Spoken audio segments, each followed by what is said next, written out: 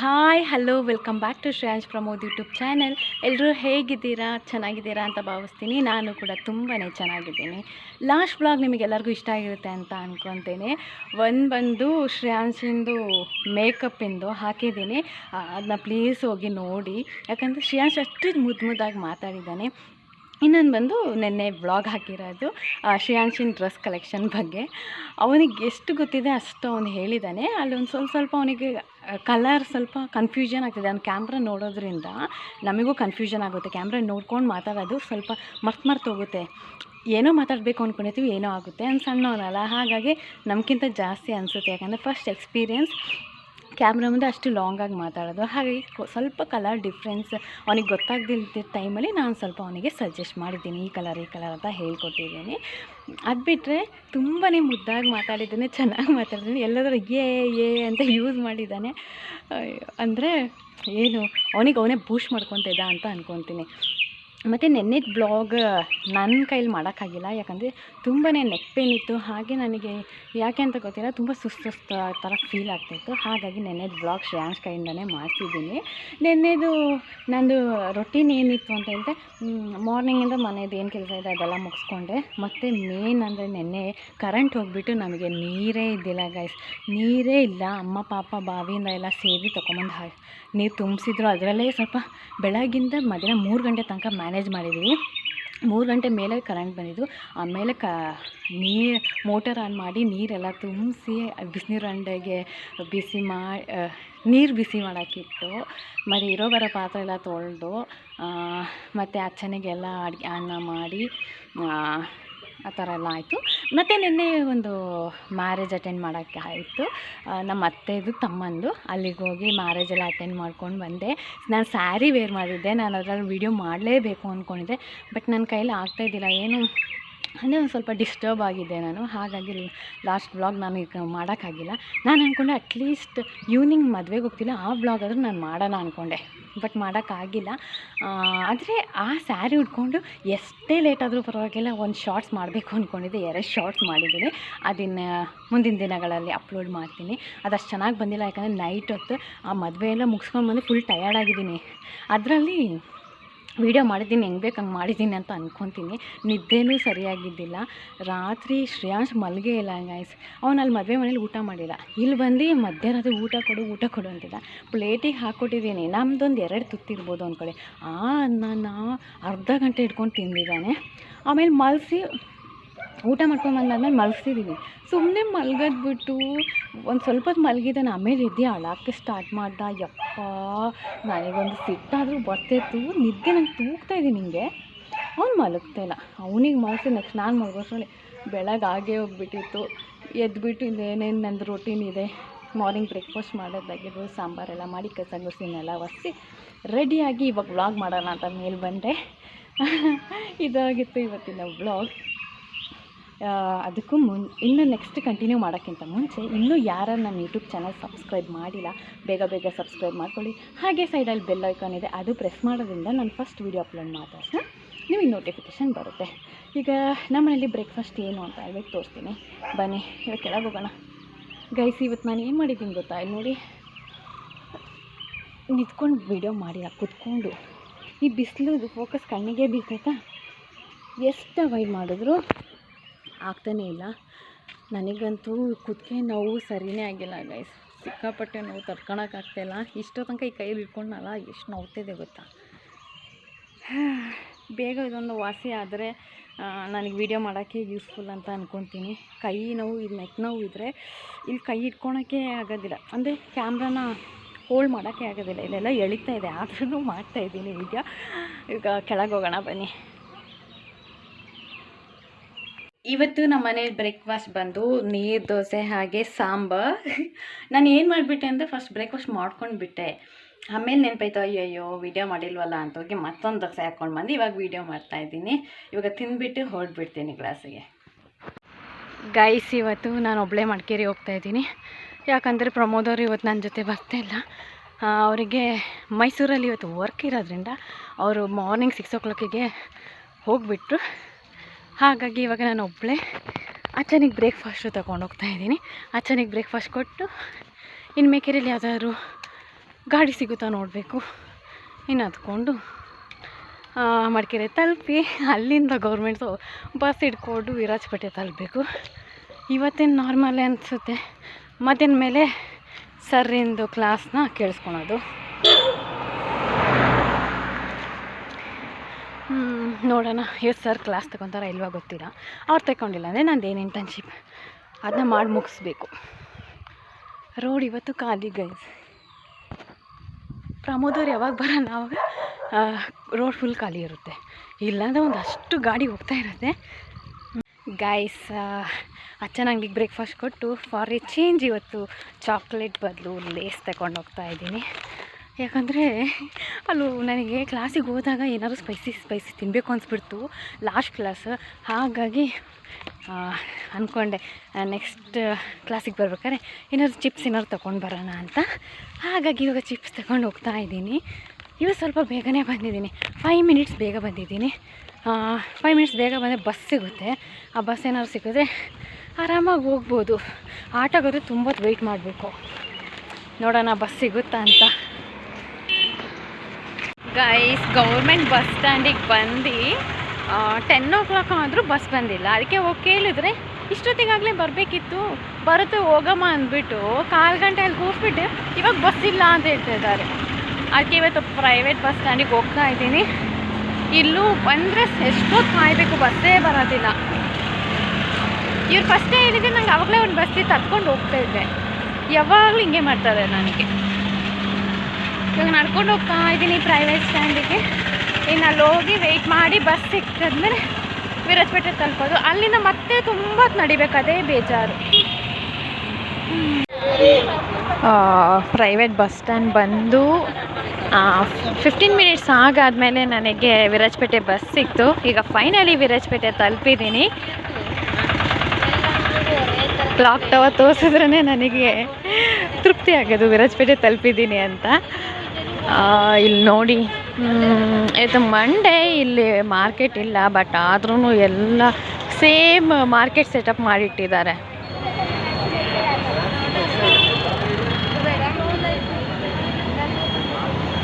ಈಗ ಇಲ್ಲಿಂದ ಸ್ವಲ್ಪ ನಡ್ಕೊಂಡು ಹೋಗ್ಬೇಕು ಗೈಸ್. ಅದೇ ಗೌರ್ಮೆಂಟ್ ಬಸ್ ಆದರೆ ಆರಾಮಾಗಿ ಇಳ್ಕೊಂಡು ಅಲ್ಲಿಂದ ಒಂದು 5 ಹೆಜ್ಜೆ ಇಟ್ಟರೆ ನಾನು ಇನ್ಸ್ಟಿಟ್ಯೂಟಿಗೆ ತಲುಪಿರ್ತೀನಿ. ಒಂದು ಪ್ರೈವೇಟ್ ಬಸ್ಸು ಫುಲ್ಲು ರಶ್, ಕೂತ್ಕೊಳಕ್ಕೆ ನಿಂತ್ಕೊಳಕ್ಕೆ ಜಾಗ ಇರೋದಿಲ್ಲ. ಇನ್ನೊಂದು ಬಂದರೆ ಇಲ್ಲಿ ಇಳಿದು ಇಲ್ಲಿಂದ ನಡ್ಕೊಂಡು ಹೋಗ್ಬೇಕು. ಇದೆರಡು ಬೇಜಾರು ನನಗೆ. ಹಾಗಾಗಿ ಪ್ರೈವೇಟ್ ಬಸ್ಸಲ್ಲಿ ಬರೋಕ್ಕೆ ಅಷ್ಟು ಕಂಫರ್ಟೇಬಲ್ ಅನಿಸಲ್ಲ. ಬಟ್ ಗೌರ್ಮೆಂಟ್ ಆದರೆ ಫುಲ್ಲು ಫ್ರೀಯಾಗಿ ಬರ್ಬೋದು. ಮತ್ತು ನಾನು ಇನ್ಸ್ಟಿಟ್ಯೂಟ್ ಹತ್ರನೇ ಗಾಡಿ ನಿಲ್ಲಿಸೋದ್ರಿಂದ ನನಗೆ ಇಳಿದು ಒಂದು 5 ಸ್ಟೆಪ್ ಇಟ್ಟರೆ ನಂದು ಇನ್ಸ್ಟಿಟ್ಯೂಟ್ ತಲುಪಿಬಿಡ್ತೀನಿ. ಓಕೆ, ಈಗ ಫಾಸ್ಟಾಗಿ ಹೋಗೋಣ. ಇವತ್ತು ಆಲ್ರೆಡಿ ಟೈಮ್ ಆಗಿದೆ. ಮತ್ತು ಪ್ರೈವೇಟ್ ಬಸ್ ಇದು ತುಂಬಾ ಲೇಟ್, ನಿಧಾನ ಬರ್ತಾರೆ. ಯಾಕಂತ ನನಗೆ ಗೊತ್ತಿಲ್ಲ. ಒಂದು ಬೆನಿಫಿಟ್ ಏನಂದರೆ ಪ್ರೈವೇಟಲ್ಲಿ ಸಾಂಗ್ ಹಾಕ್ಕೊಂಡು ಬರ್ತಾರೆ, ಅದೊಂದೇ ಖುಷಿ.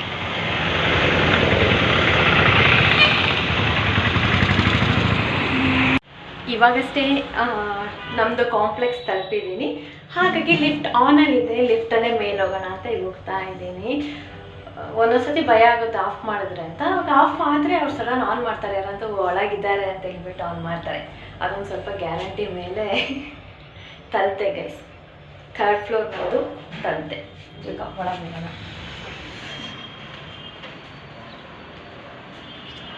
ಇವಾಗ ನಮ್ಮ ಇನ್ಸ್ಟಿಟ್ಯೂಟ್ ತಲುಪೆ, ಒಳಗೆ ಹೋಗೋಣ ಬನ್ನಿ. ಇವಾಗ ಟೈಮ್ ಬಂದು 1:30. ಲಂಚ್ ಬ್ರೇಕಿಗೆ ಬಿಟ್ಟಿದ್ದಾರೆ. ನಂದು ಆಲ್ರೆಡಿ ಲಂಚ್ ಮುಗೀತು. ಮತ್ತು ನಾನು ಬೆಳಗ್ಗೆ ಲೇಸ್ ತಗೊಂಡಿದ್ನಲ್ಲ ಅಚ್ಚನ ಅಂಗಡಿಯಲ್ಲಿ, ಅದು ತಿನ್ಕೊಳ್ತಾ ನಂದು ಏನು ವರ್ಕ್ ಇದೆ ಅದು ಮಾಡ್ಕೊಳೋಣ ಅಂತ ಹೋಗ್ತಿದ್ದೆ. ಹಾಗೆ ವಿಡಿಯೋ ಕ್ಯಾಪ್ಚರ್ ಮಾಡಿಲ್ಲ ಲಂಚ್ ಮಾಡೋದು. ಅದಕ್ಕೆ ಇದಾದರೂ ಕ್ಯಾಪ್ಚರ್ ಮಾಡೋಣ ಅಂತ ಈಗ ಕ್ಯಾಪ್ಚರ್ ಮಾಡಿಕೊಂಡೆ. ಇವಾಗ ಇನ್ನೂ ಟೈಮ್ ಇದೆ. 2:30ಗೆ ಸರ್ ಕ್ಲಾಸ್ ತಗೊಳೋದು ನನ್ನ ಜೂನಿಯರ್ಸ್ಗೆ. ಅಲ್ಲಿ ತನಕ ನಂದು ವರ್ಕ್ ಮಾಡ್ಕೊಳೋಣ ಅಂತ. ಫೈನಲಿ ಇವಾಗ ಕ್ಲಾಸ್ ಮುಗೀತು. ನಮ್ಮ ಜೂನಿಯರ್ ಅವ್ನು ಬಂದಿಲ್ಲ, ಹಾಗಾಗಿ ಕ್ಲಾಸ್ ತಗೊಂಡ್ರಾ ಇಲ್ವಾ ಅಂತ ನನಗೆ ಗೊತ್ತಿಲ್ಲ. ಅವ್ನು ಬಂದರೆ ನಾನು ಕ್ಲಾಸ್ ಅಟೆಂಡ್ ಆಗ್ಬೋದಿತ್ತು. ಅವ್ನು ಬಂದಿಲ್ಲ, ಹಾಗಾಗಿ ನನಗೂ ಕ್ಲಾಸ್ ಅಟೆಂಡ್ ಆಗೋಕ್ಕಾಗಿಲ್ಲ. ನಂದೇನು ಇಂಟರ್ನ್ಶಿಪ್ ಇದೆ ಅದು ಸ್ವಲ್ಪ ನಾನು ಮಾಡಿಕೊಂಡೆ. ಹಾಗೆ ಸ್ವಲ್ಪ ವೀಡಿಯೋಸ್ ಎಲ್ಲ ನೋಡೋಕ್ಕಿತ್ತು. ವೀಡಿಯೋಸ್ ಅಂದರೆ ನಂದು ಓದೋದ್ರ ಬಗ್ಗೆ ಏನಿದೆ ವೀಡಿಯೋಸ್ ಅದನ್ನ ನೋಡೋಕ್ಕಿತ್ತು, ಅದನ್ನ ನೋಡ್ಕೊಂಡು ಇವಾಗ ಟೈಮ್ ಆಗಿದೆ 4 ಆಗಿದೆ. ಹಾಗಾಗಿ ಹೊರಡೋಣ ಅಂತ ಹೋಗ್ತಾ ಇದ್ದೀನಿ. ಈಗ ಸ್ಟ್ಯಾಂಡಿಗೆ ಹೋಗೋಣ ಬನ್ನಿ. ನನಗೆ ತಲೆನೋವು ಅಂತ ಹೇಳ್ಬಿಟ್ಟು ವಿಕ್ಸ್ ಎಲ್ಲ ಹಚ್ಕೊಂಡಾಗ ಕಣ್ಣಿಗೆಲ್ಲ ಆಗಿ ಖಾರ ಆಗ್ಬಿಟ್ಟು ಫೇಸ್ ವಾಶ್ ಮಾಡೋಕ್ಕೆ ಹೋದೆ ಗೈಸ್. ನನ್ನ ಸ್ಟಿಕ್ಕರ್ ಎಲ್ಲಿ ಬಿದ್ದೋಯ್ತು ಅಂತ ಗೊತ್ತಿಲ್ಲ, ಒಂಥರ ಡಲ್ ಕಾಣಿಸ್ತಿದೆ ನನ್ನ ಫೇಸ್. ಇವಾಗ ಕೆಳಗೆ ಹೋಗೋಣ ಲಿಫ್ಟಲ್ಲಿ. ನನಗೆ ಒಂದು ಸ್ವಲ್ಪ ಮತ್ತೇನು ಪೇನ್ ಆಗ್ತಾ ಉಂಟು ಬ್ಯಾಕ್ ಸೈಡ್ ಏನಿದೆ ಅದು, ಹಾಗಾಗಿ ಲಿಫ್ಟಲ್ಲೇ ಹೋಗೋಣ ಅಂತ. ಇನ್ನು ಸ್ಟೆಪ್ ಇಳಿದು ತುಂಬ ಸ್ಟೆಪ್ಪು ಕೆಳಗೆ ಇಳ್ಕೊಂಡು ಹೋಗಬೇಕು. ನಾನಿರೋದು ಥರ್ಡ್ ಫ್ಲೋರಲ್ಲಿ. ಇಲ್ಲಿಂದ ಗ್ರೌಂಡ್ ಫ್ಲೋರ್ ತನಕ ನಡ್ಕೊಂಡು ಹೋಗೋಷ್ಟೊಂದು ಸುಸ್ತಾಗಿ ಹೋಗುತ್ತೆ. ಹಾಗಾಗಿ ಲಿಫ್ಟಲ್ಲಿ ಹೋಗೋಣ ಅಂತ ಹೋಗ್ತಾ ಇದ್ದೀನಿ. ಇನ್ನು ಹೋಗಿ ಬಸ್ ಇದೆಯಾ ನೋಡಬೇಕು, ಗೌರ್ಮೆಂಟ್ ಬಸ್ ಇದ್ರೆ ಅದ್ರಲ್ಲಿ ಹೋಗ್ಬೇಕು, ಅದರ್ವೈಸ್ ಪ್ರೈವೇಟ್ ಬಸ್ ವೆಯ್ಟ್ ಮಾಡಿ ಹೋಗ್ಬೇಕು, ಅದೇ ಕಷ್ಟ. ಗ್ರೌಂಡ್ ಫ್ಲೋರ್ ತಲುಪೆ. ಎಸ್, ಇವಾಗಷ್ಟೇ ಮೇಕೇರಿಯಿಂದ ಮನೆಗೆ ಹೋಗ್ತಾ ಇದ್ದೀನಿ. ಏನಂದರೆ ಮಧ್ಯಾಹ್ನ ಅಮ್ಮನಿಗೆ ಕಾಲ್ ಮಾಡಿದ್ನಾ, ಹಾಗೆ ಮಾತಾಡ್ತಾ ಅಮ್ಮನಿಗೆ ಕೇಳಿದೆ ಏನು ಸ್ಪೆಷಲ್ ಇವತ್ತು ಲಂಚಿಗೆ ಅಂದರೆ, ನಮ್ಮಮ್ಮ ಬಿರಿಯಾನಿ ಅಂತ ಹೇಳ್ಬಿಡೋದ. ಬಿರಿಯಾನಿ ಅಂದರೆ ನನಗೆ ಮೊದಲೇ ಫೇವ್ರೆಟ್. ಒಂದೇ ಸತಿ ಬಿರಿಯಾನಿ ತಿನ್ನಬೇಕು ಅಂತ ಅನಿಸ್ಬಿಡ್ತು. ಹಾಗಾಗಿ ಪ್ರಮೋದರಿಗೆ ಕಾಲ್ ಮಾಡಿ ಇವತ್ತು ನಾನು ಏನಾದರೂ ಪರವಾಗಿಲ್ಲ ಬಿರಿಯಾನಿ ತಿನ್ನಬೇಕು, ನಂಗೆ ಆಸೆ ಆಗ್ತಾಯಿದೆ ಅಂತ ಹೇಳಿದೆ. ಅದಕ್ಕೆ ಪ್ರಮೋದವರು ನಿನಗೇನು ಬಯಕೆನಾ, ಯಾವಾಗ ನೋಡಿದ್ರು ಯಾರಾದರೂ ಏನಾದ್ರು ತಿಂದರೆ ಅಂತ ಹೇಳಿದ ತಕ್ಷಣ ನನಗೆ ಅದು ಮಾಡಿ ತಿನ್ನಬೇಕು, ಇವಾಗಲೇ ತಗೊಂಡು ಬಾ, ಅದು ಇದು ಅಂತ ಹೇಳ್ತೀಯಲ್ಲ, ಏನು ನಿಂದು ವಿಶೇಷ ಅಂತ ಕೇಳ್ತಾ ಇದ್ದಾರೆ. ಏನೂ ವಿಶೇಷ ಇಲ್ಲ ಗೈಸ್, ಬಟ್ ನನಗೆ ಏನಾದರೂ ತಿನ್ನೋ ಐಟಮ್ಸ್ ಅಂದರೆ ತುಂಬಾ ಇಷ್ಟ. ಅದನ್ನು ನನ್ನ ಫೇವ್ರೇಟೇ. ಎಲ್ಲರೂ ತಿಂತಾಯಿದ್ದೀನಿ ಅಂತ ನನ್ನ ಹತ್ರನೇ ಹೇಳ್ಬೇಕಾದ್ರೆ ನನಗೆ ಆಸೆ ಆಗ್ದಲೇ ಇರುತ್ತೆ. ಹಾಗಾಗಿ ಇವತ್ತು ಪ್ರಮೋದವರು ಅದೇ ಮೈಸೂರು ಹೋಗಿದ್ದಾರೆ ಅಂತ ಹೇಳಿದ್ನಲ್ಲ, ಬೇಗ ಬಂದಿದ್ದಾರೆ. ಚಿಕನ್ ತೊಗೊಂಡು ಬರೋಕ್ಕೆ ಹೇಳಿದ್ದೀನಿ. ಇದು ಮಾಡಬೇಕು, ತಿಂದಿಲ್ಲ ಅಂದರೆ ನಾನು ರಾತ್ರಿ ಇಡೀ ನಿದ್ದೆ ಮಾಡೋದಿಲ್ಲ ಗೈಸ್. ಅದರಲ್ಲೂ ನಾನ್ ವೆಜ್ ಅಂದರೆ ನನಗೆ ಫೇವ್ರೇಟ್. ಏನು ನಾನ್ ವೆಜ್ಜಲ್ಲಿ ಏನು ಮಾಡಿಕೊಟ್ರು ಬಾರಿಸ್ಬಿಡ್ತೀನಿ ಚೆನ್ನಾಗಿ. ಈಗ ಮನೆಗೆ ಹೋಗಿ ಬಿರಿಯಾನಿ ಮಾಡ್ತೀನಲ್ಲ, ಅದೇ ನನಗೆ ಫುಲ್ ಖುಷಿ. ನೆನ್ನೆ ಅಷ್ಟೇ ತಿಂದಿದ್ದೀನಿ ಬಿರಿಯಾನಿ, ಬಟ್ ನನಗೆ ಇಲ್ಲಿ ಮಾಡೋದು ವೈಟ್ ಕಲರ್ ಬಿರಿಯಾನಿ. ನನಗೆ ಅದ್ರಕ್ಕಿಂತ ಮಿಕ್ಸ್ ಬಿರಿಯಾನಿ ಬರುತ್ತಲ್ಲ ಅದೇ ಇಷ್ಟ, ರೆಡ್ ಕಲರ್ ಬರುತ್ತಲ್ಲ ಅದು ಇಷ್ಟ. ಇಲ್ಲಿ ಏನು ಮಾಡ್ತಾರೆ ಅಂದರೆ ಗ್ರೇವಿ ಸಪ್ರೇಟ್, ರೈಸೇ ಸಪ್ರೇಟ್ ಮಾಡಿ ಕೆಳಗೆ ಗ್ರೇವಿ ಹಾಕಿ ಅದ್ರ ಮೇಲೆ ಗೀ ರೈಸ್ನ ಹಾಕ್ಕೊಡ್ತಾರೆ, ಅದನ್ನ ಬಿರಿಯಾನಿ ಅಂತಾರೆ. ಬಟ್ ನಂಗೆ ಆ ಬಿರಿಯಾನಿ ಇಷ್ಟ ಇಲ್ಲ. ನನಗಿಷ್ಟ ಇರೋದು ರೆಡ್, ಎಲ್ಲ ಮಿಕ್ಸ್ ಮಾಡಿ ರೆಡ್ ಕಲರ್ ಬಿರಿಯಾನಿ ಬರುತ್ತಲ್ಲ ಅದೇ, ದಮ್ ಬಿರಿಯಾನಿ ಎಲ್ಲ ಬರುತ್ತಲ್ಲ ಆ ಥರ. ಇವಾಗ ಹೋಗಿ ಬಿರಿಯಾನಿ ಮಾಡ್ಕೊಂಡು ತಿನ್ನಬೇಕು. ನಾನು ಒಂಥರ ಚೆನ್ನಾಗಿ ಕಾಣ್ತಿದ್ದೀನಿ ಡಿಫ್ರೆಂಟಾಗಿ. ಹಣೆ ಬೊಟ್ಟು ಇಟ್ಕೊಂಡಿರೋದು ಬಿದ್ದೋಗಿದೆ. ಮನೆಗೆ ಹೋಗೋಣ. ನನಗೆ ತಲೆನೋವು ಸಿಕ್ಕಾಪಟ್ಟೆ ತಲೆನೋವು, ಇಲ್ಲೆಲ್ಲ ನೋವಿದೆ, ಕುತ್ತಿಗೆ ಹತ್ರ ಏನಿದೆ ಕಮ್ಮಿ ಆಗಿಲ್ಲ. ಮತ್ತು ಪ್ರಮೋದ್ ಅವ್ರಿಗೆ ನಾನು ಎಲ್ಲ ನೆನ್ಪು ಮಾಡ್ಕೊಂಡು ಐಟಮ್ಸ್ ಕಳಿಸಿದೆ, ಆದರೂ ಒಂದು ಮಿಸ್ ಆಗಿಬಿಟ್ಟಿದೆ. ಬಿರಿಯಾನಿ ಮಸಾಲ ಮಿಸ್ ಮಾಡಿದ್ದೀನಿ. ಇವಾಗ ತಗೊಂಡು ಹೋಗಬೇಕು. ಅಚ್ಚನ ಅಂಗಡಿಗೆ ಹೋಗಿ ತಗೊತೀನಿ. ಇವಾಗ ಎಲ್ಲರೂ ನನಗೆ ನೋಡ್ತಿದ್ದಾರೆ ರೋಡಲ್ಲಿ. ಆವಾಗಲೇ ಅಷ್ಟೇ ವೀಡಿಯೋ ಮಾಡ್ಬೇಕಾದ್ರೆ ಅಲ್ಲಿ ನನಗೆ ನೋಡ್ತಿದ್ದೆ, ಅದಕ್ಕೆ ಸ್ಟಾಪ್ ಮಾಡಿ ಮತ್ತೆ ಕಂಟಿನ್ಯೂ ಮಾಡಿದೆ. ಬೇರೆ ಯಾರಾದ್ರೂ ಸ್ಟಾಪ್ ಮಾಡಿ ಕಂಟಿನ್ಯೂ ಮಾಡೋದಿಲ್ಲ. ಈ ಹುಡುಗರೆಲ್ಲ ನಿಂತಿರ್ತಾರಲ್ಲ, ಜೋರಾಗಿ ವಾಯ್ಸ್ ರೈಸ್ ಮಾಡಿ ಕೂಗು ಅಂತ ಕೂಗ್ತಾರೆ. ಹಾಗಾಗಿ ಅಲ್ಲಿ ಕಟ್ ಮಾಡಿ ಕಂಟಿನ್ಯೂ ಮಾಡಿದ್ದು ಇವಾಗ. ಅದರ್ವೈಸ್ ಈ ಥರ ಅಂಕಲ್ಸ್ ಎಲ್ಲ ಹೋದರೆ ನನ್ನ ಪಾಡಿಗೆ ನಾನು ಮಾಡ್ಕೊತಾ ಹೋಗ್ತಾಯಿರ್ತೀನಿ. ಈಗ ಅಚ್ಚನ ಅಂಗಡಿ ಸಿಕ್ತು, ಕಾಣಿಸ್ತಾ ಇದೆಯಾ ನಮ್ಮ ಅಚ್ಚನ ಅಂಗಡಿ.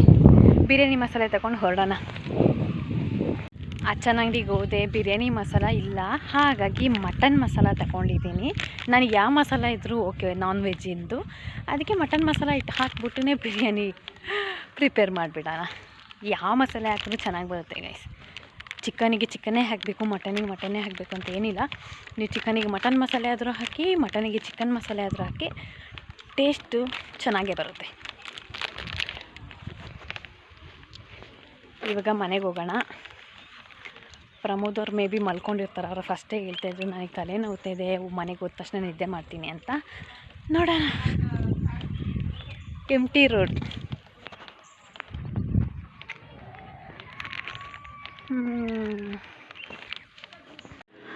ಮನೆಗೆ ಬಂದವಳೆ ಫ್ರೆಶ್ ಆಗಿ ಇವಾಗ ದೇವ್ರಿಗೆ ದೀಪ ಹಚ್ಚಿದ್ದೀನಿ. ನೆಕ್ಸ್ಟ್ ಪಯಣ ನಂದು ಕಿಚನ್ ಕಡೆ.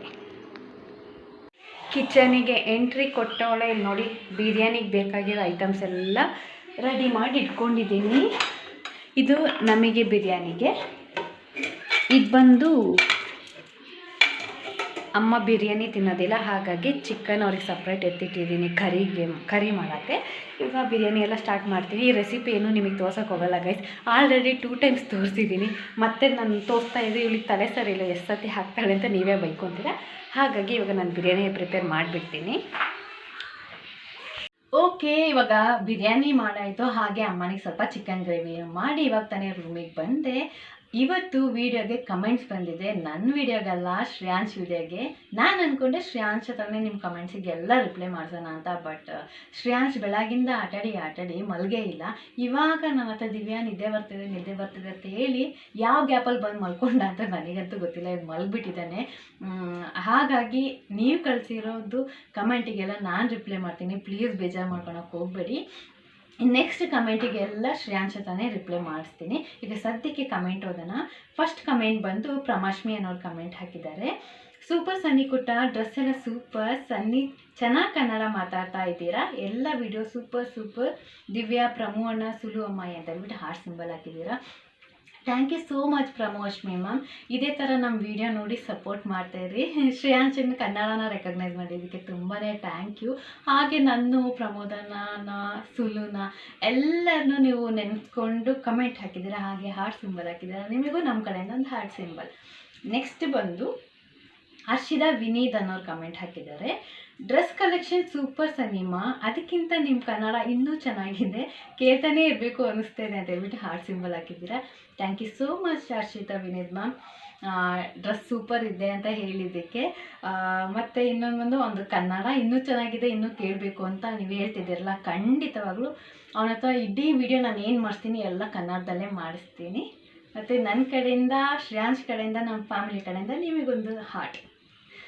ನೆಕ್ಸ್ಟ್ ಬಂದು ಪ್ರಿಯಾಮಣಿ ಅಂತ ಮೆಸೇಜ್ ಹಾಕಿದ್ದಾರೆ, ಕಮೆಂಟ್ ಹಾಕಿದ್ದಾರೆ. ಡ್ರೆಸ್ ಸೂಪರ್ ಆಗಿದೆ, ಇನ್ನೂ ಹೀಗೆ ವಿಡಿಯೋ ಮಾಡಿ ಹಾಕಿ, ಲವ್ ಯು ಅಂತ ಹೇಳ್ಬಿಟ್ಟು ಹಾರ್ಟ್ ಸಿಂಬಲ್ ಹಾಕಿದ್ದಾರೆ.